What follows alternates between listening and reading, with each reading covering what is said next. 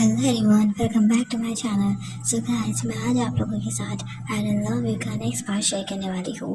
तो हमने last part में देखा था कि वी ने जब वांग जी से कहा कि वो किसी से प्यार करता है तो वांग जी को बहुत बुरा लगता है, क्योंकि वो विंग को चाइल्डहुड से पसंद करता था और विंग को काफ़ी सालों से पसंद करता था, लेकिन वो कभी भी अपनी फीलिंग्स विंग के सामने कन्फेस नहीं कर पाया, क्योंकि उसे लगता है कि विंग सिर्फ पढ़ाकू है और उसे बस पढ़ाई करना पसंद है। उसे लाइफ में पढ़ाई के अलावा कुछ और पसंद है ही नहीं। इसीलिए वांग जी ने कभी भी विंग से अपनी फीलिंग कन्फेस नहीं की थी। लेकिन आज जब विंग ने उसे बताया कि वो किसी से प्यार करता है तो वांग जी को बहुत बुरा लगता है। वो वॉशरूम में चला जाता है और अपनी फीलिंग्स को रोक नहीं पाता और वो रोने लगता है। वांग जी को अभी अपने हाथ में बहुत पेन हो रहा था, क्योंकि उसने फर्स्ट टाइम किसी से लव किया था और वो भी विंग से। उसने अपने बचपन से ही वांग जी से विंग से प्यार किया था, लेकिन विंग को कभी अपनी फीलिंग इस वजह से कन्फेस नहीं की, क्योंकि उसे लग रहा था कि विंग कभी उसे एक्सेप्ट नहीं करेगा। इसीलिए वो हमेशा विंग को अवॉइड करता था, उसकी फीलिंग को अवॉइड करता था। लेकिन आज जब वांग जी को पता चला है कि विंग किसी से प्यार करता है, तब वो ये बात वांग जी बर्दाश्त नहीं कर पाता। वांग जी अपने इमोशंस और अपनी फीलिंग को कंट्रोल करता है और विंग के साथ वापस घर चला जाता है। जब विंग और वांग जी घर आते हैं तो वांग जी विंग को वहाँ अकेला छोड़कर वहाँ से चला जाता है। ये देखकर विंग भी शॉक था, क्योंकि हमेशा वांग जी पूरी कार में बोलता ही रहता है। जब तक वो घर नहीं पहुँचते वो कार में 2 सेकंड के लिए भी चुप नहीं होता। लेकिन आज पहली बार था कि वांग जी पूरी कार और पूरी ड्राइविंग के बीच में कुछ नहीं बोला था। ये पहली बार था कि वांग जी कार में बैठा था और वो भी चुपचाप, उसने कभी भी कुछ न बोला हो। ऐसा हो ही नहीं सकता। इसलिए विंग थोड़ा सा शॉक था, लेकिन विंग इस बात को अवॉइड करता है, क्योंकि उसे पता है कि वांग जी मूडी पर्सन है। उसे जब मूड होता है तो वो बोलता है, जब मूड नहीं होता तो वो नहीं बोलता। वांग जी को विंग थोड़ा अवॉइड करता है, क्योंकि वो फिलहाल काफ़ी परेशान था अपनी गर्लफ्रेंड को लेकर। वो अपने रूम में चला जाता है और इसी तरह सुबह हो जाती है और सुबह विंग और वांग जी दोनों ब्रेकफास्ट टेबल पर बैठे हुए थे। तभी लैंड करन वांग जी से कहता है, तो तुम दोनों ने अपनी मूवी इंजॉय तो की ना? तभी विंग कहता है, यस अंकल, हमने पूरी तरह से अपनी मूवी इंजॉय की, आप फिक्र ना करें। हमने तो बहुत इंजॉय किया, लेकिन मुझे लगता है वांग जी ने नहीं किया। तभी लैंड करन वांग जी की तरफ देखते हुए कहता है, वांग जी, विंग क्या कह रहा है? तभी वांग जी कहता है, नहीं डैड, ऐसा कुछ भी नहीं है, मैंने तो अच्छे से एंजॉय की थी अपनी मूवी। शायद वो मिस्टेक हुई है, मैंने तो अपनी मूवी अच्छे से एंजॉय की थी। वांग जी की बात सुनकर कहता है, तुम झूठ क्यों बोल रहे हो? तुम जब से कल रात से आए हो तो परेशान लग रहे हो।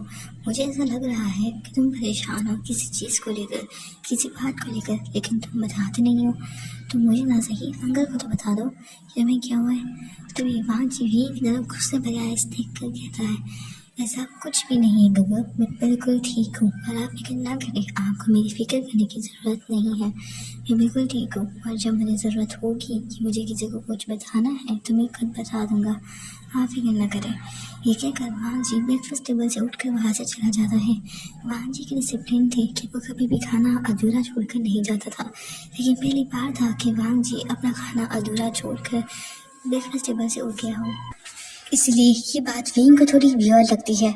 ये बात विंग को ही नहीं बल्कि वांग जी के फादर को भी वियर्ड लगती है, क्योंकि वांग जी आज से पहले कभी भी इस तरह खाने को बीच में छोड़कर नहीं गया था।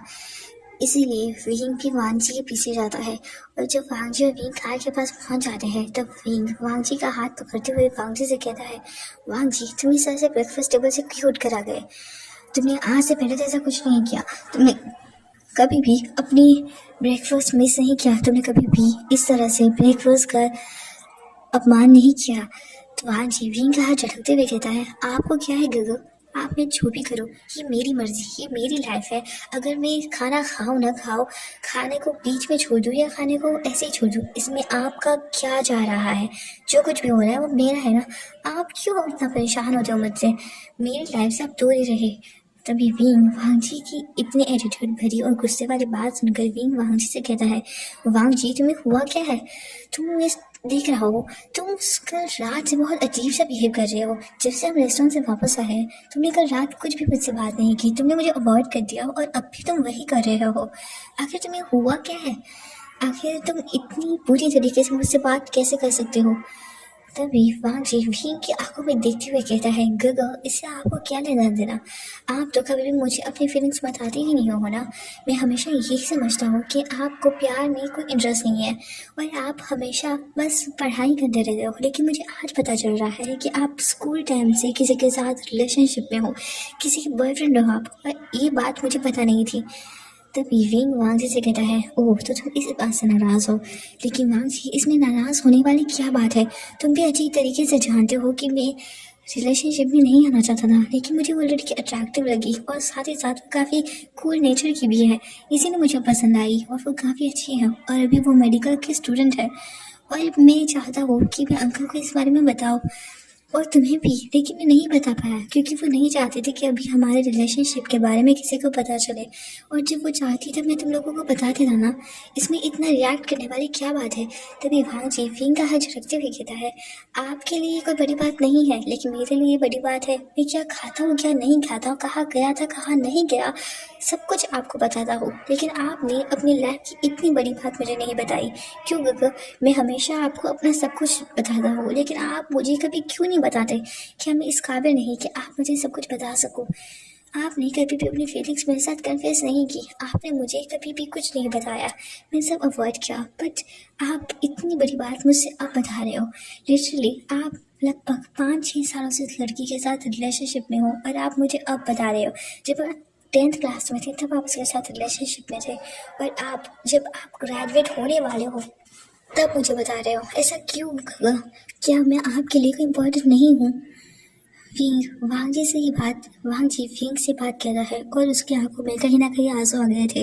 लेकिन वांग जी अपने आंसू को पोंछता है और विंग से कहता है, गगा मैं आपके लिए कोई इम्पोर्टेंट क्यों नहीं हूँ, मैं तो आपको अपना गगा मानता हूँ, अपना सब कुछ मानता हूँ, लेकिन आपके लिए मैं सिर्फ और सिर्फ एक जिम्मेदारी हूँ ना।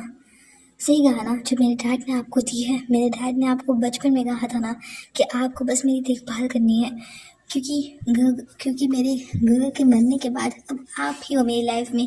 जब मेरे शीशेन गगा थे मेरे साथ तब वो मेरा बहुत अच्छे से ख्याल रखते थे, लेकिन जब उनकी डेथ हो गई उसके बाद तो आप ही हो मेरी लाइफ में। और मेरे अंकल ने मुझसे, सॉरी मेरे डैड ने मुझसे आपसे कहा था कि आप मेरी देखभाल करो, आप बस इसे एक जिम्मेदारी समझ कर मेरी देखभाल करते हो, राइट।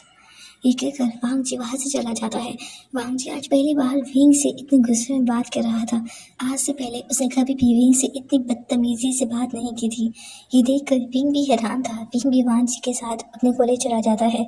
जब वांग जी विंग के साथ कॉलेज जाता है तो वांग जी अपने एक फ्रेंड हईसांग से मिलता है। न्यू हईसांग उसका बचपन का फ्रेंड था और न्यू हईसांग वांग जी के साथ ही काम करता था, वांग जी के साथ ही स्कूल में पढ़ा करता था। तभी न्यू हईसांग काफ़ी सालों बाद वांग जी से मिलता है, क्योंकि न्यू हईसांग बाहर स्टडी करने के लिए गया था। उसने 12th के एग्ज़ाम्स बाहर ही दिए थे। वो अब आकर पहले साल में कॉलेज में था और वो वांग जी के साथ ही स्टडी करता था, और वो फिर से कॉलेज से जाकर दूसरे और कॉलेज में पढ़ने वाला था, इसलिए उसका लास्ट डे था इस कॉलेज में। वांग जी जब हुएसांग को देखता है तो वो हुएसांग को गले लगा देता है और हुएसांग से कहता है, हुएसांग पता नहीं मेरे साथ क्या हो रहा है, मेरी लाइफ ही बर्बाद हो गई, मैं तो कहीं का नहीं रहा, मैं तो लुट गया, मैं तो बर्बाद हो गया, मेरी लाइफ में पता नहीं क्या हो रहा है, मुझे समझ नहीं आ रहा, मैं हंसू रो खाऊँ या नाचूँ या फिर चूल्हों पर पानी में डूब के मर जाओ, मुझे पता ही नहीं चल रहा, पता नहीं मेरी लाइफ में क्या हो रहा है। हुएसांग मेरी मदद करो, प्लीज़ मेरी मदद करो। हुएसांग वांग जी के हेयर को पैट करते हुए कहता है, क्या हुआ है, कहा क्या ज़मीन तुम्हें खा गई या आसमान निकल गया, तुम्हें ऐसे क्यों रो रहे हो मेरे भाई। तभी वांग जी कहता है, मैं टूट गया, मैं बर्बाद हो गया, विंग को किसी से प्यार हो गया। ओके गाइस, तो आज के लिए बस इतना ही। मैं नेक्स्ट पार्ट आपके साथ बहुत जल्दी शेयर करूँगी। अगर आपको ये पसंद है तो please like share and subscribe.